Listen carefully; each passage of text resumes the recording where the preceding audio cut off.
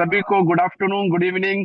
और good afternoon, good evening. इतने short समय पे आप सभी लोग जुड़ गए और 100 से ज्यादा लोग अभी इस जूम में ऑलरेडी अवेलेबल है। ये दिखाता है कि सही में ये बहुत जरूरत की चीज थी जिस टॉपिक पे हमको आज बात करना है। और आईआईबीएक्स सही में एक ड्रीम प्रोजेक्ट था हमारे इंडिया के लिए, क्योंकि भले ही हम लोग सोना बहुत ज्यादा खरीदते हैं, सोना बहुत इंपोर्ट करते हैं, लेकिन कहीं ना कहीं आईआईबीएक्स के माध्यम से आने वाले दिनों में शायद हम लोग 100%, ये मैं बोल सकता हूँ कि एक मजबूत तरीके से हम लोग गोल्ड के रेट को लेके भी अगर दुनिया में राज करना है तो हमारे लिए वो गेटवे है। और अशोक गौतम जी उसके लीडर है, उसके सीईओ है। तो जिस तरीके से अशोक गौतम जी इतने सालों से, हम लोग काफी सालों से उनके साथ कनेक्ट है, ऑलवेज इंडस्ट्री के लिए तैयार रहते हैं। और टीआरक्यू क्या है वो यहाँ से जानकारी समझने की जरूरत थी। और आपको पता होगा कि कुछ ज्वेलर्स को जो जिनकी 25 के ऊपर जिनकी नेटवर्थ थी, उन्हीं को ही पहले इलिजिबल कर दिया गया था। उसके बाद फिर इसमें नई नई चीजें होती गई। लेकिन आपने देखा होगा कि पहले तो अहमदाबाद से भी और साउथ से भी हमें काफी इसमें सुझाव आए थे कि ये ज्यादा से ज्यादा लोगों को ये 1% का जो बेनिफिट है वो मिले करके। और वो जीजेसी एज एपेक्स बॉडी होने के नाते हमने अपना कर्तव्य पूरा किया। और वो जो भी प्रक्रिया होनी चाहिए थी वो आईआईबीएक्स में भी हमने बात की थी। और उसमें अभी बहुत सारी नई चीजें भी आई है। जैसे कि कुछ लोगों ने अप्लाई किया था, और मुझे लगता है वो आंकड़ा करीब 3,000 के आसपास का लोगों का आंकड़ा है जिन्होंने फीस भरी थी। और वो फीस कहीं ना कहीं एक तरह से फॉरफिट या बोलो या फिर नॉन रिफंडेबल थी, तो उसे रिफंडेबल हो गई है। तो उसकी किस तरीके से वो रिफंड हो सकता है, किस तरीके से हमारे ज्वेलर्स को रिटर्न मिल सकता है, और आने वाले दिनों में हम भी किस तरीके से 1% कम में जो हमारी इंपोर्ट ड्यूटी है उसका एक टीआरक्यू का फायदा कैसा उठा सकते हैं, ये पूरी जानकारी आज अशोक गौतम जी देने वाले हैं। तो मैं सबसे पहले तो all India gem and jewellery domestic council की ओर से आईआईबीएक्स का धन्यवाद देता हूँ। और मुकेश शर्मा जी ऑलवेज हमारे टच में रहते हैं, उनका सहयोग हमें रहता ही है। तो मैं चाहूंगा कि मैं ज्यादा समय न लेते हुए हमारे वाइस चेयरमैन जो कि इसमें अच्छा खासा ध्यान रखते हैं और हमारे लीगल कन्वेनर भी है वो, तो अविनाश भाई, ओवर टू यू। आप थैंक यू अपनी बात चेयरमैन सर। रखेंगे, उसके बाद अगर नितिन भाई बोल पाए या नितिन भाई समय दे पाए तो ठीक है, otherwise we will go for the Ashok bhai. Over to you sir. Thank you, Chairman sir. I wholeheartedly welcome Ashok Gautamji and Mukeshji from IABX for this important educative webinar for all the trade people, wherein Ashokji and Mukeshji will be guiding us how to apply for the refund if somebody has not applied for the refund, and how to get that refund back from the DGFT, and what will be the process of next allotment.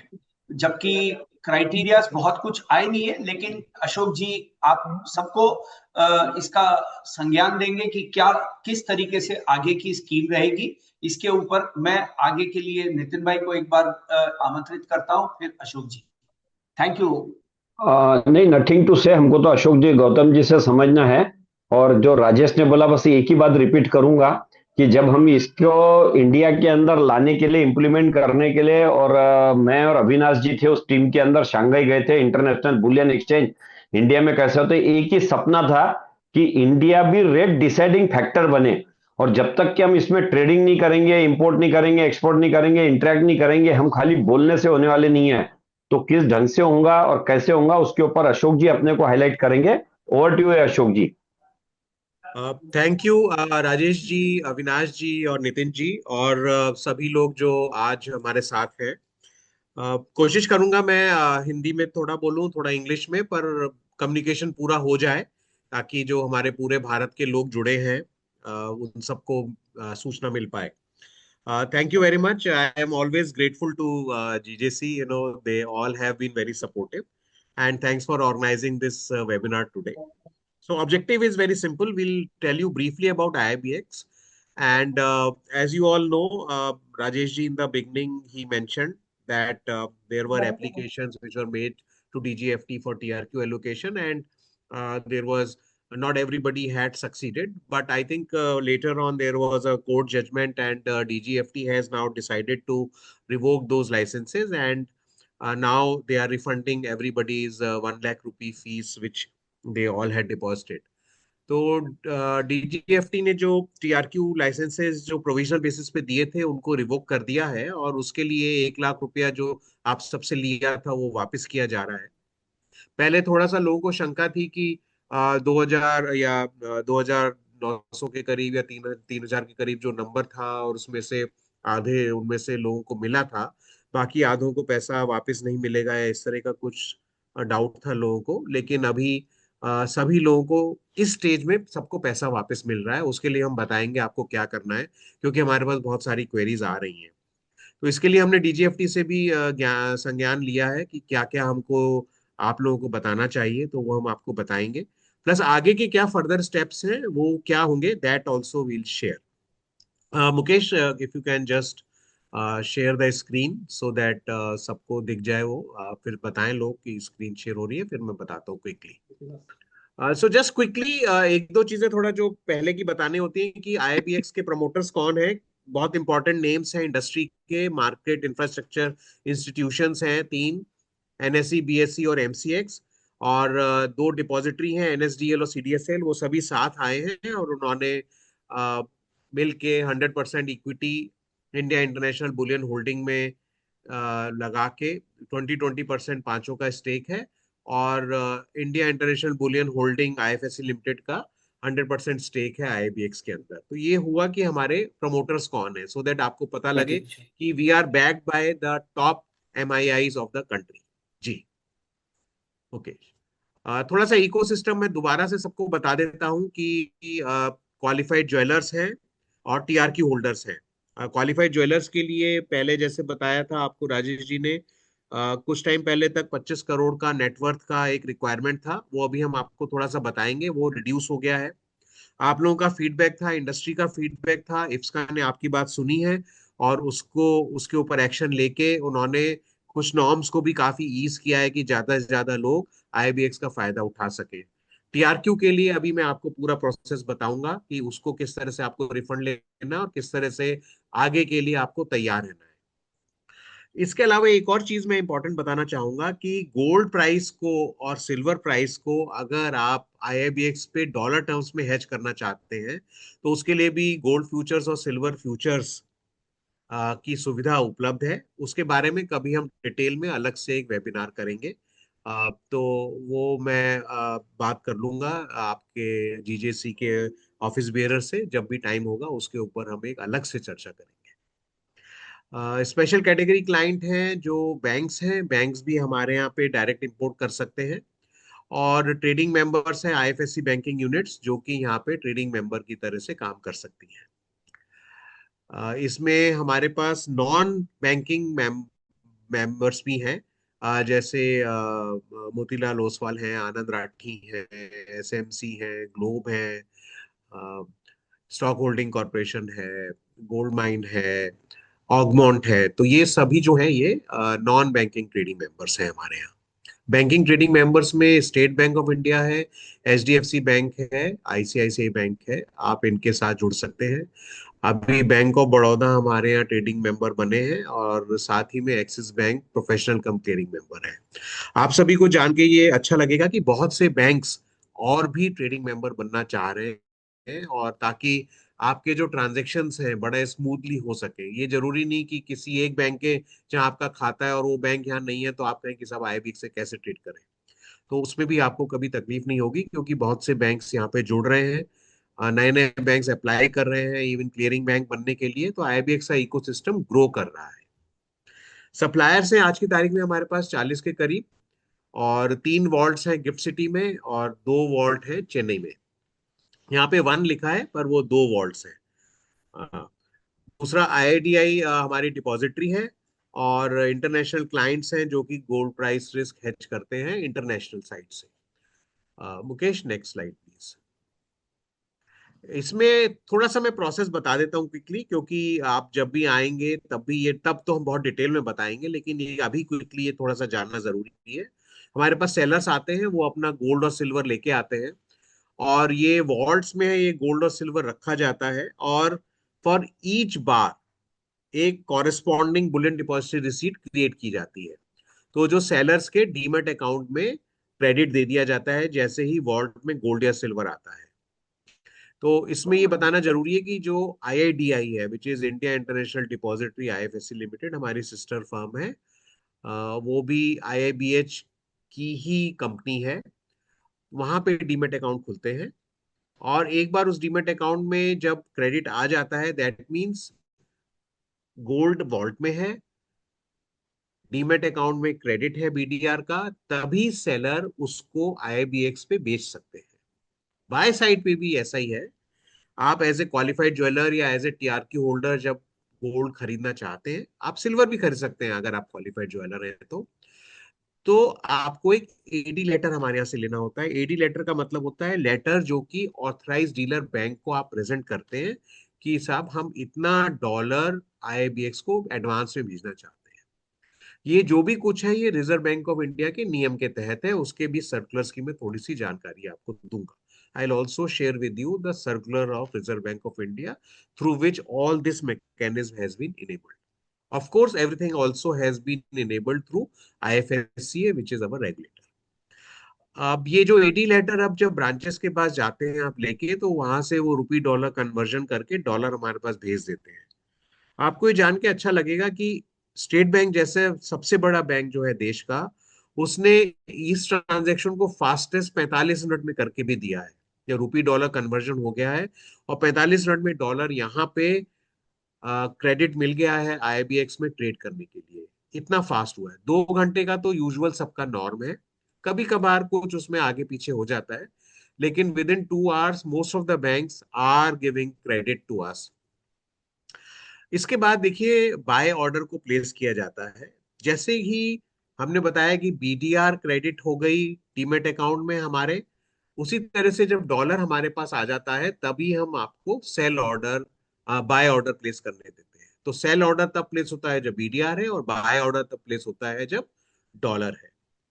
अब आप देखिए next slide पे कि जब bye और cell order match हो जाते हैं, आप में से कोई ना कोई देखिए इक्विटी में ट्रेड किया होगा, और आप सब चूंकि इस व्यवसाय में है तो आपको पता ही है कि किस तरह से इलेक्ट्रॉनिक ट्रेडिंग होती है बाय और सेल करके।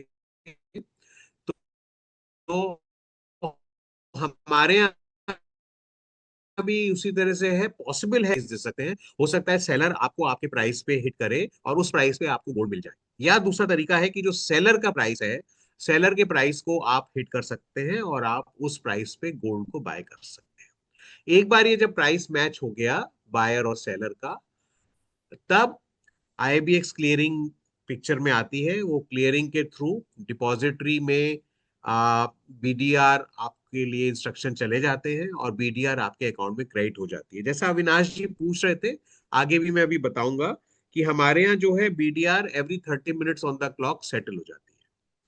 उसके आगे का जो प्रोसेस है वो डिपॉजिटरी के साथ होता है। डिपॉजिटरी में आपको बुलियन एक्सटिंग्विशमेंट एक रिक्वेस्ट देना पड़ता है, और जब वो बुलियन एक्सटिंग्विशमेंट का रिक्वेस्ट मिलता है तो उसकी एक समरी सबमिट हो जाती है कस्टम्स को।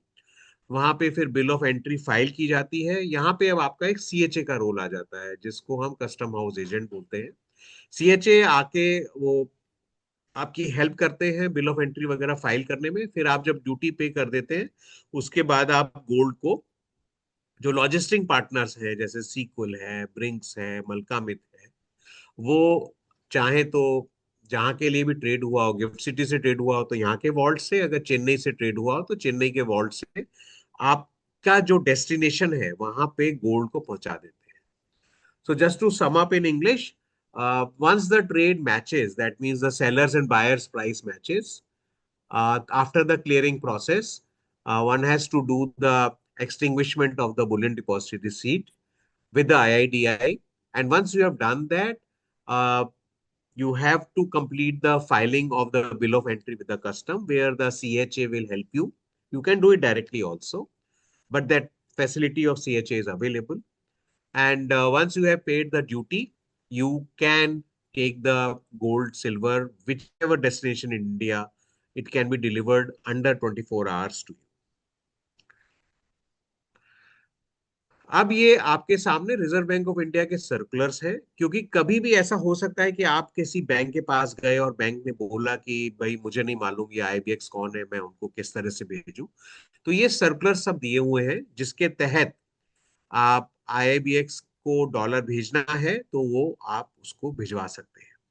पहला सर्कुलर जो आप देखेंगे जो कि 25 मई 2022 का है, उसी के तहत एडवांस में आप डॉलर भेज सकते हैं। देखिए, अदरवाइज गोल्ड खरीदने के लिए आप एडवांस में डॉलर नहीं भेज सकते, लेकिन आईबीएक्स में से गोल्ड लेने के लिए आप एडवांस में डॉलर भेज सकते हैं। ये बाकी इंस्ट्रक्शंस यहाँ पे दिए हुए हैं आरबीआई के। So there are other circulars also RBI which are listed here, and these presentation we will share with you with a GJC and they can give it to their members, and otherwise these are also available on our website. Now these are the products. हमारे पास देखिए gold से related दो main product हैं, 995 purity 1 kilogram और 999 purity 100 grams. आगे जैसे भी हम और प्रोडक्ट लॉन्च करेंगे उसके लिए हम फिर सेमिनार करेंगे, वेबिनार करेंगे और आपको उसके बारे में बताएंगे। इन्हीं प्रोडक्ट्स में हमारे पास दो वेरिएंट्स हैं, एलबीएमए प्योरिटी या यूएई गुड डिलीवरी।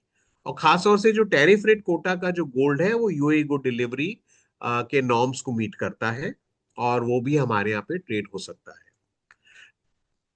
और अगर आप सिल्वर देखेंगे तो सिल्वर में 20 किलोग्राम और 30 किलोग्राम का ट्रेड हो सकता है। 20 किलोग्राम ग्रेन्स में है, 30 किलोग्राम बार्स में है।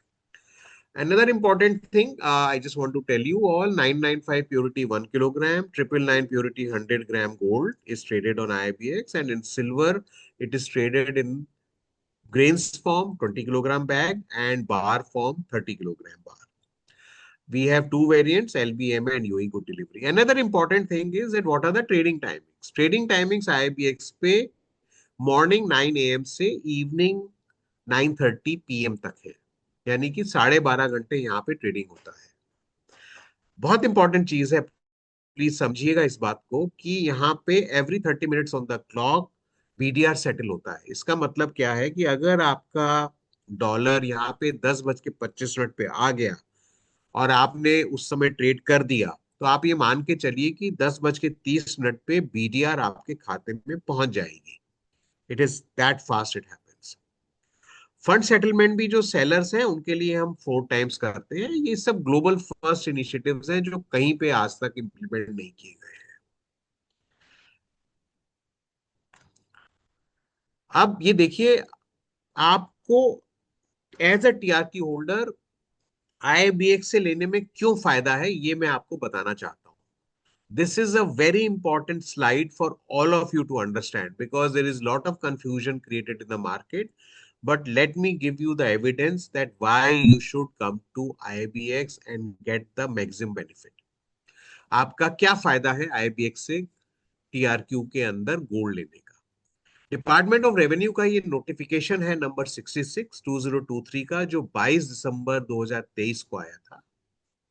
इसमें ये बताया गया था कि अगर इंपोर्टर और टीआरक्यू होल्डर सेम एंटिटी है तो आईजीसीआर और स्पेसिफाइज एंड यूज रूल नहीं लगता है। मैं फिर से समझाता हूं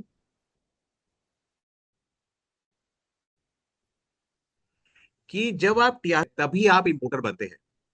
एज अ टीआरक्यू होल्डर अगर आप बैंक से इंपोर्ट करते हैं या किसी नॉमिनेटेड एजेंसी से इंपोर्ट करते हैं तो इंपोर्टर आप नहीं बनते हैं, वो एजेंसी इंपोर्टर बनती है। तो in this particular case, under this rule, as a TRQ holder अगर आप आईबीएक्स से इंपोर्ट करेंगे तो आईजीसीआर रूल आपके ऊपर नहीं लगेगा और उसमें जो स्पेसिफाइड एंड यूज कंडीशन है वो भी नहीं लगेगी।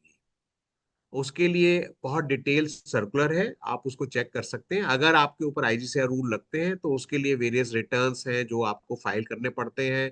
You have to necessarily convert your gold into a particular HSN, वो सब आप चीजें देख लीजिएगा। लेकिन अगर आप आईबीएक्स से आते हैं तो आप चाहे ज्वेलरी बनाएं या क्या करें, आपको आईजीसीआर रूल्स नहीं लगेंगे, यानी कि उससे रिलेटेड आपको कोई भी आईजीसीआर रूल से रिलेटेड कोई भी आपको फॉर्म नहीं भरना पड़ेगा, कोई भी रिटर्न नहीं भरना पड़ेगा। एक और चीज इंपॉर्टेंट मैं आपको बता दूं कि हमारे एक्सचेंज पे अगर आप इंपोर्टर हैं तो टीआरक्यू के लिए भी मुझे अभी आइस गेट से कंफर्मेशन आई है कि टीआरक्यू के लिए भी आप अगर ड्यूटी पे करना चाहते हैं तो एक्सपोर्ट स्क्रिप्ट से आप ड्यूटी पे कर सकते हैं। ये बहुत ही एक इम्पॉर्टेंट प्रोसेस है जो आप सबके लिए मैं बताना चाह रहा हूँ। और इसी सिलसिले में मैं एक चीज और कहना चाहूंगा कि सडनली मैंने नोटिस किया कि हमारे यहाँ पार्टिसिपेंट्स की सेंचुरी हो चुकी है, तो जीजेसी को thank you. Okay, let's go to the next slide. जैसा शुरू में बात हो रही थी, अभी कुछ नए रूल्स आए हैं क्वालिफाइड ज्वेलर्स के बनने के लिए। सबसे इंपॉर्टेंट चीज मैं आपको बता देता हूँ, इसमें यह है कि एंटिटी किधर एंगेज होना चाहिए। पहले ये था कि एंटिटी को 90% लास्ट 3 साल का जो टर्नओवर था वो प्रेशियस मेटल्स में होना था। अभी उन्होंने थोड़ा सा रिलैक्सेशन कर दिया है। उसमें ये बताया गया कि ये 5 यहाँ पे HSN कोड दिए हैं। अगर आप 7113 और 7114 देखेंगे तो this is related to jewellery. तो अगर आप ज्वेलरी का काम करते हैं तो आप इन एनी केस इसमें वैलिडली आप इसमें एलिजिबल हैं। इसके अलावा इसमें एक चीज और बताया गया है, पीछे दिखाएं मुकेश, कि लास्ट 3 साल का अगर आपका 60% ऑफ का annual turnover in each of the last 3 financial years इन्हीं किसी में भी है तो भी आप एलिजिबल हैं। इन HSN कोड्स में से किसी में भी जोड़ के आपका 60% का आता है तो आप एलिजिबल हैं। और मान लीजिए कि आपकी नई फर्म है और आपने अभी 3 साल नहीं पूरे किए हैं, तो उसके लिए भी इफ्सका ने एक नया रूल बनाया है। उसको हम अगली स्लाइड पे देखते हैं, जिसमें उन्होंने लिखा है कि 90% of annual turnover in the previous entire financial year including the current financial year until the date of making the application. यानी कि मान लीजिए आपने जनवरी 25 की नई फर्म है आपकी, और तो आपका उस समय देखा जाएगा जनवरी 25 से 31 मार्च तक आपने 90% किया है क्या, और 1 अप्रैल से अभी तक आपका 90% टर्नओवर इन 5 HSN कोड्स में है कि नहीं। अगर है तो आप एलिजिबल हो जाएंगे क्वालिफाइड ज्वेलर के लिए। उसके लिए एक और जो बहुत ही अहम इंपॉर्टेंट चीज जो है, that is related to the net worth. Whether your net worth, what is your net worth now. पहले जो था ये नंबर 25 करोड़ का था, अब ये नंबर 15 करोड़ का हो गया है। तो देखिए, ये फीडबैक इंडस्ट्री से आता रहा रेगुलरली कि साहब ये 25 करोड़ के नेटवर्क में सिर्फ कुछ बड़े ज्वेलर्स को ही बेनिफिट मिल रहा था, लेकिन अब उसमें केस में उन्होंने उसको 15 करोड़ का कर दिया है। तो एज ए क्वालिफाइड ज्वेलर आपकी अगर नेटवर्क 15 करोड़ की है तो आप एलिजिबल हैं एप्लीकेशन भेजने के लिए।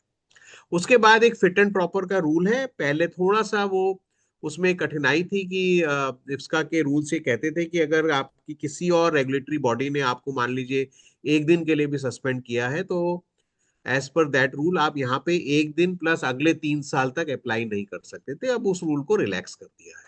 उसकी भी डिटेल आगे स्लाइड्स पे, ज्यादा डिटेल में मैं उसको पढ़ नहीं रहा हूँ, पर ये अवेलेबल है, आप उसके बारे में हमारी टीम आपको बता सकती है, आप खुद भी इसको देख सकते हैं। अब हम आगे चलते हैं। ये एक बहुत इंपॉर्टेंट चीज है कि जब आप डॉलर रुपी कन्वर्ट करके यहाँ IBX में भेजें, तो जब आपने डॉलर रुपी कन्वर्जन कर दिया है उसके 11 कैलेंडर डेज में आपको बिल ऑफ एंट्री फाइल कर देनी है। इसका मतलब है कि ट्रेड करके आपको वो गोल्ड वापस ले जाना है अपने डोमेस्टिक एरिया में। Okay, next. अब हम आते हैं एप्लीकेशन फीस रिफंड प्रोसेस पे। ये एक बहुत इंपॉर्टेंट है, प्लीज इसको समझ लीजिएगा। आसान है बहुत लेकिन इंपॉर्टेंट है, क्योंकि अगर आप कुछ थोड़ा गलत कर देंगे तो फिर आप ही के वो आगे पीछे उसको करना पड़ेगा DGFT के साथ। मुकेश जी जो हमारी टीम के मेंबर हैं, मैं उनको रिक्वेस्ट करूंगा कि ये प्रोसेस आपको थोड़ा सा डिटेल में बता दें। Thank you, JJC, and thank you, Rajesh sir. Thank you, Avinash sir. So first of all, we have to write in the Google search box dgft.gov.in/cp/. तो सबसे पहले हमें गूगल में dgft.gov.in/cp/ टाइप करना है और उसको एंटर करना है। तो next screen we will see like this. अगली स्क्रीन हमें इस तरह से दिखेगी। वहां पे हमें लॉगिन पे क्लिक करना है। So we have to click login in the next screen. Login में क्लिक करने के बाद हमें अपनी जो भी रजिस्टर्ड ईमेल आईडी है और पासवर्ड है और कैप्चा है उसको डालना है वहां पे. So we have to enter our registered email ID, enter our password and enter the captcha in the login screen. So जब हम लोग उसको एंटर करेंगे तो हमें एक ऐसी स्क्रीन दिखेगी. वहां पे हमें सर्विसेज में क्लिक करना है और सर्विसेज में जाके ई मिसलेनियस पेमेंट ऑब्लिक ई रिफंड्स में क्लिक करना है. So when we will see the screen like this, we have to click on services, then we have to click on e-miscellaneous payments, e-refunds. तो जब हम लोग e-refunds पे क्लिक करेंगे उसके बाद हमें ऐसी स्क्रीन दिखेगी सामने. उस स्क्रीन पे हमें अप्लाई फॉर रिफंड पे क्लिक करना है. So when we will click on e-miscellaneous services or e-refund, then we have to click on apply for refund in the next screen. जब अप्लाई फॉर रिफंड पे click करेंगे तो ऐसी screen सामने दिखेगी. So when we will click on apply for refund, we will see the screen like this. We have to click on start fresh application. तो ये screen में हमें जो है वो start fresh application में क्लिक करना है. So जब हम लोग उस स्क्रीन पे सर्च पे क्लिक करेंगे तो हमें ऐसी स्क्रीन, start fresh application पे क्लिक करेंगे तो ऐसी स्क्रीन सामने दिखेगी. इसमें जो है जो पेमेंट डेट दिख रही है वो आपको करंट डेट दिखेगी जो दिन पे आप वहां पे स्टार्ट फ्रेश एप्लीकेशन पे क्लिक करेंगे. वहां पे हमें जो है जिस मंथ पे हमने एप्लीकेशन करी थी डीजीएफटी को टीआरक्यू के लिए, जैसे किसी ने जैन में करी थी, किसी ने फेब में करी थी, तो जो भी मंथ में आपने करी थी वो मंथ की 1 से लेके, जैसे 1 फेब 2025 से लेके 28 फेब 2025 तक, या 1 जैन 2025 से लेके 31 जैन 2025 तक का डेट सेलेक्ट करना है.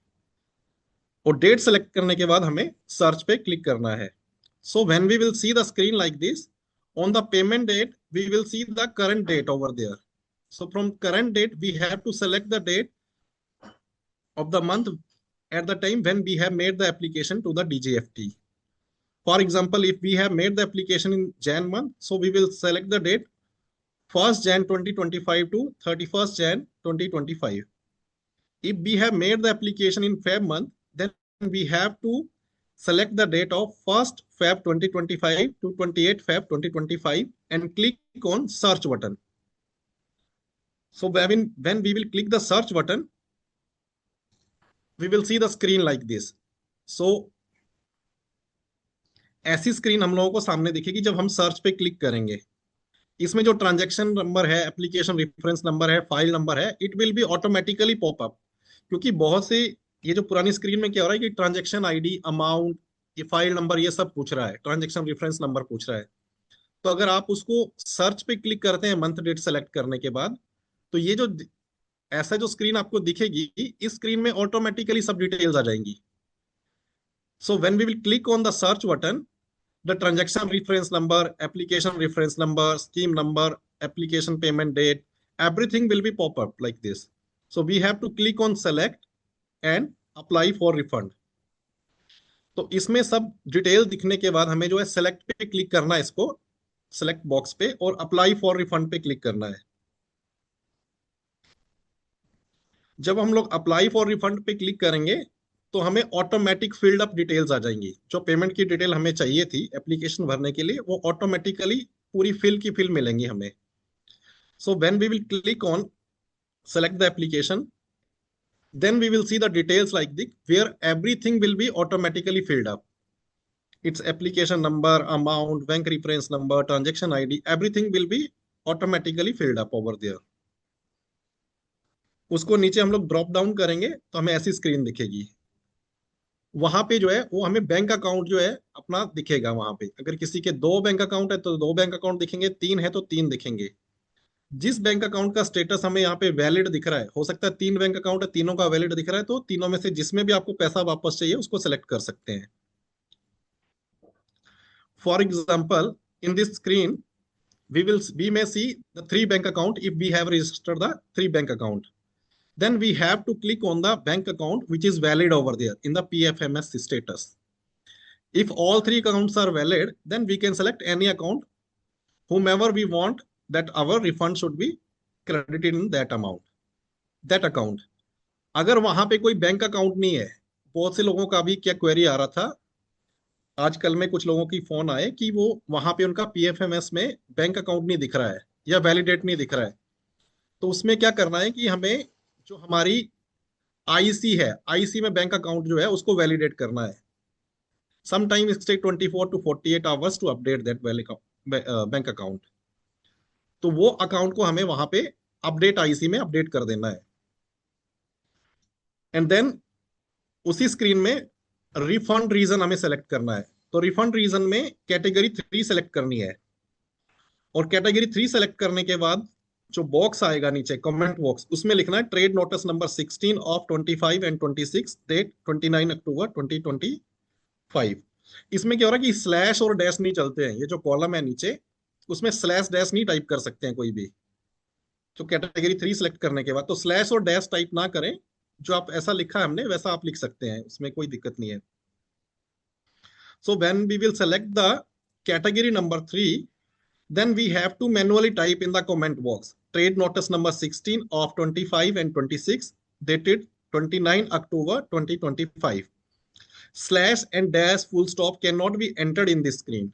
In the comment box, this cannot be entered, and there are a word limit also. So आप जो है वो मिनिमम वर्ड्स ही वहां पे टाइप कर पाएंगे जितना उन्होंने अलाउ किया है, इसके ऊपर टाइप नहीं कर पाएंगे। So only the word limits which is mentioned over there, it is not mentioned, but whatever, whenever you type, you can only write whatever the limits is there. So you can write like this only. जब आप वहां पे लिख देंगे उसके बाद आपको पूछेगा please state the reason for refund. तो उसमें ट्रेड नोटिस नंबर 16, यहाँ पे आपका डैश और स्लैश जो है वो दोनों चल जाएंगे। स्लैश नहीं चलेगा, लेकिन डैश और फुल स्टॉप जो है वो टाइप कर सकते हैं आप। स्लैश यहाँ पे टाइप नहीं कर पाएंगे। Then reason for refund request में you need to mention trade notice number 16, 25, 26 dated 29 October 2025। ये था, ये जो क्लैरिफिकेशन था हमारा लास्ट टाइम पे आ गया है हमारे पास में, जिसमें डीजीएफटी ने ही खुद बोला है कि आपको जो है थर्ड रीजन सेलेक्ट करना है, और थर्ड रीजन सेलेक्ट करने के बाद आपने लिखना है trade notice number 16, 25, 26 in the category of clause. तो ये डीजीएफटी ने ही सजेस्ट किया है। So when we will see the reason for refund request, we have to mention trade notice number 16.162526 dated 29th October 2025. So here dash can be put, but slash cannot be put over there because the special character sometimes at this section it is not taken by the system. And this resolution to select the category number 3 and type in the comment box trade notice number 16, 25, 26 in category clause is being given by the DGFT. So you can rest assured that you can write that and process your application. तो जब यहाँ पे ये लिख देंगे उसके बाद next screen जो आपको दिखेगी वो ऐसी दिखेगी। उसमें अटैचमेंट का ऑप्शन आता है, तो जिनके पास रिसीट है अपनी रिसीट अटैच कर सकते हैं, या ट्रेड नोटिस किसी को अटैच करना है तो वो कर सकते हैं। Otherwise it is not a mandatory field. So here, if someone wanted to attach his receipt, if he has, he can attach. If wanted to attach the trade notice number 16, he can attach. But it is not a mandatory field.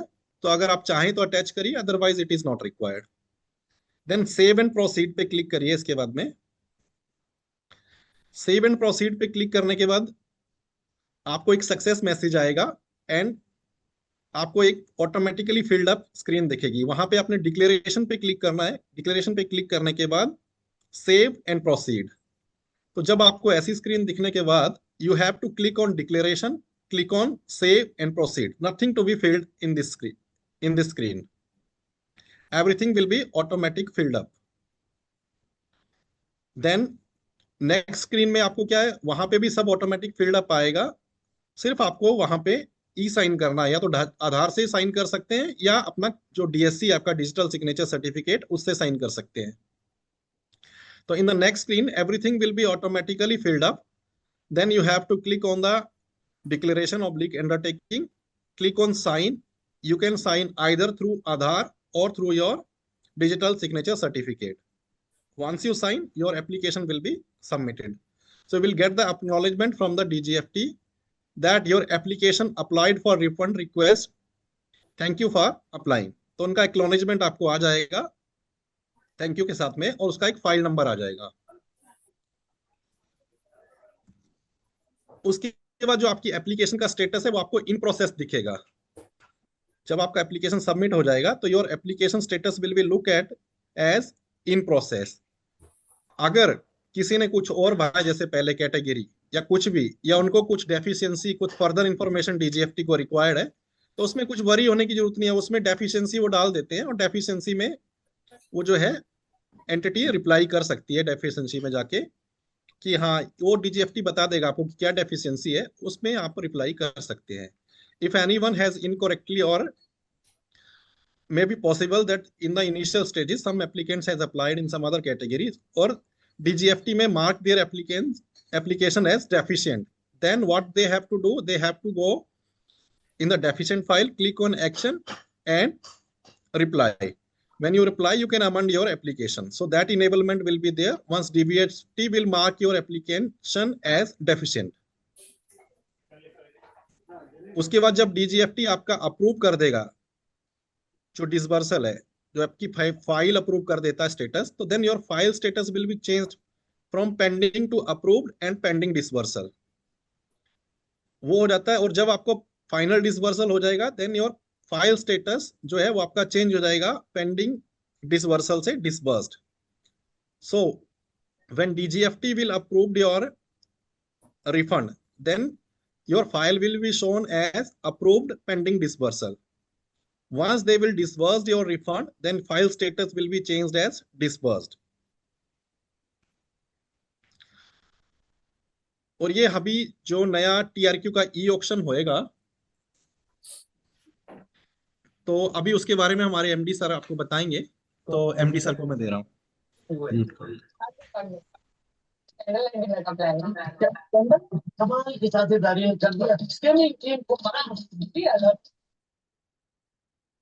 Okay जी अशोक जी, अविनाश गुप्ता ही है। हाँ जी बताइए। Sir मैं बोलता हूँ कि ये आगे का कोटा स्टार्ट करने के पहले, in case somebody has any questions on the refund process, let them ask first, then you discuss on this. It will be better. Otherwise, people will not get any clarity. बिल्कुल जी। हाँ, जो भी अगर कोई सवाल है तो या तो अपना चैट में बोल दें या हाथ खड़ा कर दें, तो जो आपके जो कोऑर्डिनेटर हैं वो उसको कोऑर्डिनेट कर सकते हैं। Just raise hands in case somebody has questions. So one by one we can take and it will be better for everybody. Sir SK Agarwal ji का क्वेश्चन है सर। हाँ नमस्कार। एक्चुअली मेरा जो कंपनी थोड़ा देख लेना Mitesh. Yes sir SK Agarwal ji का क्वेश्चन है।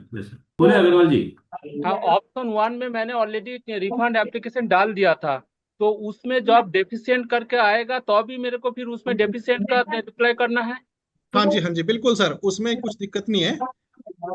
उसमें क्या होता है कि बहुत से लोगों ने तो काफी पहले ही अप्लाई कर दिया था जब ये नोटिफिकेशन आई थी, बिल्कुल 29 अक्टूबर को, तो वो कोई दिक्कत नहीं है। आप उसको डीजीएफटी चाहे तो उसको प्रोसेस भी कर देगा, कोई बड़ी बात नहीं है उसमें ना, क्योंकि क्लैरिफिकेशन काफी लेट आई है। हाँ, उसमें प्रॉब्लम क्या रहा था सर, पहले क्या हो रहा था, ऑप्शन 2, 3 को चूज करने नहीं दे रहा था। फिर मैंने ऑप्शन 1 को चूज करके उसमें जो सीआईएफ वैल्यू आ रहा था उसमें 1 लाख एक्स्ट्रा कर दिया था, तो रिफंड वैल्यू में 1 लाख आ गया था। फिर वो जो बीच में है उसमें वो 0 नहीं ले रहा था, उसमें ओनली 1 रुपीज डाल दिया था, तो 99,999 का रिफंड शो कर रहा था। उसका अकॉर्डिंगली सक्सेसफुल आपका एक्नॉलेजमेंट, फाइल नंबर सब कुछ मिल गया था। अभी आपने जो क्लैरिफाई किया उसके अकॉर्डिंगली अगर डीजीएफटी अब उसमें डेफिशिएंट करके कुछ मार्क करता है, देन मेरे को अगेन डेफिशिएंट का आपका रिप्लाई करके उसको एप्लीकेशन डालना पड़ेगा। हाँ, वो उसमें मैं वही बता रहा हूँ सर ना आपको। हो सकता है डीजीएफटी उस एप्लीकेशन को प्रोसेस कर दे, बट अगर आपको डेफिशिएंट आता है तो वो इमीडिएटली इट इज डुएबल, वो तो 2 मिनट का काम भी नहीं है। जैसे टीआरक्यू के टाइम पे भी आप देखेंगे ना सर, जब टीआरक्यू लास्ट टाइम रिव्यू हुआ था तो बहुत से लोगों ने सीआईएफ वैल्यू बढ़ाया था, वो किया था, तो डेफिशिएंस आ रहा था तो वो इमीडिएटली उन्होंने अप्रूव कर दिया था विद इन अ डे और सो, तो वो हो जाएगा सर, उसमें कोई कुछ करना नहीं है। जब डेफिशिएंट आएगा, वेट करिए सर। हाँ, डेफिशिएंट आएगा तो ही वेट करिए, हो सकता है वो आपका प्रोसेस कर दें उसी में। तो thank you so much. File number आ गया ना सर आपका, जनरेट हो गया फाइल नंबर, तीनों फाइल नंबर आ गया मेरा, 3 कंपनी है एक्चुअली। ठीक है सर, ठीक है, okay sir, thank you so much. Next Vikram ji का हैंड रेस किया, विक्रम जैन जी बोलिए सर। जी नमस्ते सर। सर जैसे नमस्कार अभी सर। सर उन्होंने अभी बात चली थी कि उन्होंने कैटेगरी वन सेलेक्ट कर ली थी गलती से। तो हाँ मेरा भी जी सर। सेम ही है कि मैंने भी गलती से कैटेगरी वन सेलेक्ट कर ली थी। तो नहीं वो मेरा गलती क्वेश्चन नहीं है ये। सर, वो इनिशियली क्या था ना सर, उसमें क्या हाँ। था कि वो ऑप्शन 2 और 3 सेलेक्ट ही नहीं कर पा रहे थे। जी। क्योंकि वो जो 2 ऑप्शन होता है वो उनके लिए होता है जिनकी एप्लीकेशन नंबर ही जनरेट ना हुआ हो। तो आपका तो TRQ का सबमिशन हो गया था ऑलरेडी। जी ठीक हाँ है। तो। तो 3 वाला जो था वो एज पर सेक्शन जो आता है ना उसमें 5(2), तो हाँ वो जी। जो फॉरेन ट्रेड डेवलपमेंट रेगुलेशन है उसके हिसाब से वो गवर्नमेंट कंपनीज के लिए था। बट DGFT ने बाद में वो सब लोगों को अलाउ किया उस सेक्शन में अप्लाई करना। तो उसमें कुछ दिक्कत नहीं है। आपका एप्लीकेशन में जैसे अभी बताया अग्रवाल जी को, SK अग्रवाल जी को, तो आपकी एप्लीकेशन में भी सेम होगा। या तो DGFT उसको प्रोसेस कर देगा या आपको फिर वो एक डेफिशिएंसी लेटर देंगे, उसके बाद आप अपनी एप्लीकेशन को अमेंड कर सकते हैं। तो वो डुएबल है सर, वो इट इज हार्डली 2-3 मिनट का भी काम नहीं है वो नहीं, बहुत क्या हम easy है। इसको दोबारा अप्लाई कर सकते हैं कैटेगरी? नहीं नहीं नहीं सर, नहीं नहीं, वो आपका अप्लाई ऑलरेडी हो चुका है। अब इन प्रोसेस है तो उसको आप चेंज नहीं कर सकते जब तक कि DGFT आपको राइट्स ना दे after issuing a deficiency letter. अगर उनको लगता है तो वो इशू करेंगे, नहीं तो वो पेमेंट आपको रिफंड प्रोसेस कर देंगे। वो और मेरा DGFT के ऊपर है सर। सेकंड क्वेश्चन ये था कि मतलब कि रिफंड कब तक आ जाएगा, टाइम पीरियड क्या होगा इसका? कि सर वो देखिए अभी DGFT सबके एप्लीकेशंस का कर रहे हैं प्रोसेस, धीरे धीरे एक बार आना स्टार्ट हो जाएंगे तो सबके प्रोसेस कर देंगे वो। उसमें जी। वो ऐसा कुछ टाइमलाइन वाली बात नहीं है अभी तक। जी बस थैंक यू सर। ठीक है, नेक्स्ट जिगर भाई। जिगर भाई। मेरी छोटी सी रिक्वेस्ट ऐसी है कि मुकेश भाई, और ये जो स्लाइड शो है यदि वो हमको प्रोवाइड GSC के माध्यम से करवा सके, ईमेल या कोई व्हाट्सएप के माध्यम से, तो हमारे एसोसिएशन में या हमारे ध्यान में जितने भी ज्वेलर्स है गुजरात के अंदर, तो उनको हम ये प्रोवाइड कर पाए जो अभी मीटिंग अटेंड नहीं कर पा रहे हैं। बहुत ही अच्छी लगी स्लाइड शो, तो मेरी रिक्वेस्ट है मुकेश भाई IBX और GSC को कि ये स्लाइड शो और मुकेश भाई का नंबर हमें प्रोवाइड करवा दें। Thank you. जी सर, हम ये वेबसाइट ना अपनी IABX की वेबसाइट पे भी अपलोड करेंगे, वहां से भी मिल जाएगी। GGC को भी देंगे और आपको भी हम लोग मेल कर देंगे, तो आप वहां से ले थैंक यू। सकते हैं। और जैसा हमने अभी रिफंड को आपको बताया सर ना, तो वैसे में अगर कुछ होता है तो DGFT का एक हेल्प डेस्क नंबर है। आप उस पे गूगल पे जाके वो हेल्प डेस्क करेंगे तो आपको वो नंबर मिल जाएगा। उसमें आपका जो फर्दर क्वेरी है ना कि कब तक जो भी रिफंड का क्या टाइमलाइंस जो भी अगर आपका रहता है कुछ, तो आप उनसे रेज कर सकते हैं। Thank you. और जब तक हमारे पास जैसे ही सूचना आएगी तो हम लोग भी इमीडिएटली शेयर करेंगे ही। Thank you. जी सर। ठीक है, सर तो और तो किसी ने हैंड रेज नहीं दिख रहे हमें, so now we can move to the next subject sir. हाँ जी, प्रेजेंटेशन मैं शेयर कर रहा हूँ अभी। Okay, thank you Mukesh for explaining things in such a simple manner. और मैं सबको ये भी बोलना चाहूंगा कि देखिए, जो भी प्रोसेस के थ्रू बाकी लोगों ने जो ऑलरेडी अप्लाई कर दिया है और आपके फाइल नंबर आ गए हैं, तो होपफुली कोई दिक्कत नहीं होनी चाहिए। अगर कुछ दिक्कत होती भी है तो जैसा मुकेश जी ने बताया कि GJPC की अपनी हेल्पलाइन है, उनका ईमेल आईडी वगैरह भी है, वो आपको DGFT की वेबसाइट पे मिल जाएगा और मुकेश जी भी आपको हेल्प कर देंगे वो बताने में। तो वहां पे भी आप उनको डायरेक्टली भी डाल के पूछ सकते हैं। नंबर 2, अभी क्योंकि ये जो थर्ड ऑप्शन की डिटेल अभी आ गई है, जिन्होंने अभी तक अप्लाई नहीं किया है, तो वो जब आप अप्लाई करें रिफंड के लिए तो वो थर्ड ऑप्शन को लेके करें। अच्छा, अब जो मैं एक और चीज बताना चाह रहा हूँ, देखिए ये तो एक साइड बाय साइड प्रोसेस है। आपका रिफंड अप्लाई हो जाएगा, रिफंड आता रहेगा, उसको ठीक है। लेकिन जहां तक हमको ये जो नया पब्लिक नोटिस आया है DGFT का, और इसके साथ ही उन्होंने उससे पहले मिनट्स भी डाले थे जो उनकी मीटिंग हुई थी रिलेटेड टू TRQ, उसके तहत मैं आपको कुछ नया इंफॉर्मेशन बताना चाहता हूँ कि जो चीजें मैंडेटरी हैं आपके पास इस साल के TRQ को अप्लाई करने के लिए, वो मैंने यहाँ पे, हमारे यहाँ जो टीम है उन्होंने 6 पॉइंट लिखे हुए हैं। वो यहाँ पे आप पढ़ लीजिए, उसको प्लीज नोट कर लीजिए, वो बहुत इंपॉर्टेंट है। कुछ इसमें से आपके पास होंगे, कुछ नहीं होंगे, तो वो कागज आप कंप्लीट कर लीजिए, क्योंकि जब आप अप्लाई करेंगे, अभी देखिए ये ऑक्शन रूट में जाने वाला है। ऑक्शन रूट का जब भी नोटिस आएगा, उसकी क्या शेप एंड फॉर्म होगी, हम उसके लिए फिर से एक वेबिनार करेंगे। DGFT के ऑफिशियल्स ने भी मेरे को बोला है कि वो भी उन वेबिनार्स में आएंगे। हम कुछ बड़े शहरों में या और भी कुछ शहरों में हम फिजिकल सेमिनार भी करेंगे, जहां पे हम लोग खुद आएंगे, और DGFT के ऑफिसर्स ने भी बोला है कि उनकी टीम से भी लोग आके आपको क्लैरिटी देंगे कि वो ऑक्शन या बिड कैसे की जाएगी। तो उसके लिए मैंडेटरी चीजें मैं बता देता हूँ। आपके पास एक वैलिड आईसी कोड होना चाहिए, तो मेरे ख्याल से ये कंडीशन पिछले साल भी थी और इस साल भी है, तो आपके पास आईसी कोड होना चाहिए। दूसरी चीज जो एक बहुत इंपॉर्टेंट है, जो कि शायद पिछले साल मैंडेटरी नहीं थी लेकिन इस साल मैंडेटरी है, वो ये है कि आपके पास ब्यूरो ऑफ इंडियन स्टैंडर्ड्स यानी कि बीआईएस का हॉलमार्क रजिस्ट्रेशन होना चाहिए। तो ये देख लीजिएगा कि आपके पास बीआईएस का रजिस्ट्रेशन है कि नहीं, तो वो प्लीज नोट कर लीजिएगा। तीसरा है goods and service tax registration. तो भाई ये तो आज की तारीख में बिना जीएसटी रजिस्ट्रेशन के तो कुछ काम हो नहीं सकता, तो ये मेरे को मालूम है आपके पास होगा ही। एक और इम्पॉर्टेंट चीज है, इस साल गवर्नमेंट ने जैसा आपने डीजीएफटी के नोटिस में देखा होगा, एक पहल किया है कि जो स्मॉल और माइक्रो एंटरप्राइजेस हैं, जो काफी छोटे उद्यमी हैं, हमारे जो जेम्स एंड ज्वेलरी सेक्टर के, तो गवर्नमेंट ने कोशिश किया है कि उनको भी ऑक्शन के तहत दिया जाए। जैसे पिछले साल ऐसा हुआ था कि 25 करोड़ का जो टर्नओवर से नीचे वालों को सबको रिजेक्ट कर दिया गया था, और जैसे कि 1480 के करीब लोगों का रिजेक्ट हो गया था, और अभी फिर कुछ मैटर कोर्ट में गया। लेकिन एक डीजीएफटी ने एक बहुत अच्छा निर्णय ये लिया है कि अभी उन्होंने कहा है कि जो भी नए एप्लीकेंट्स हैं वो भी हमारे पास आ सकते हैं, जितना उनका चाहे छोटा काम है या कैसा है। तो स्मॉल और माइक्रो के लिए अब वो क्या नंबर है वो मुझे पता नहीं, लेकिन एक छोटा सा सब कोटा जरूर दिया जाएगा। जैसे कि 180 टन का कोटा है, तो उसमें से एक छोटा सा एक कोई पर्टिकुलर नंबर जो कि माइक्रो और स्मॉल एंटिटीज के लिए होगा। तो वो कौन एंटिटीज है? वो वही होंगे जो उद्यम आधार रजिस्ट्रेशन है उनका एमएसएमई के लिए। तो वो आप देख लीजिएगा, अगर आपका उद्यम आधार का रजिस्ट्रेशन है तो आप लोग उस कोटा के अंदर आ पाएंगे।